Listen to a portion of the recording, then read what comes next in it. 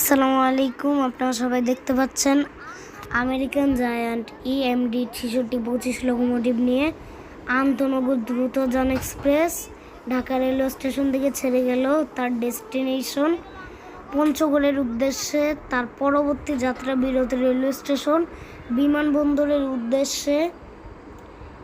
এটি একটি broad gauge train, আপনারা সবাই জানেন। এই ট্রেনটি ঢাকা থেকে পঞ্চগড়ে চলাচল করে। এটি নিয়ে 3টি ট্রেন আছে। একতা, দ্রুতযান, পঞ্চগড় এক্সপ্রেস। এই 3টি ট্রেন ঢাকা থেকে পঞ্চগড়ের রুটে চলাচল করে। আপনারা এখন একে মারমান ওয়াইটি চ্যানেল থেকে দেখতে পাচ্ছেন। সবাই দেখুন ট্রেনটি কি স্পিডে ছেড়ে যাচ্ছে।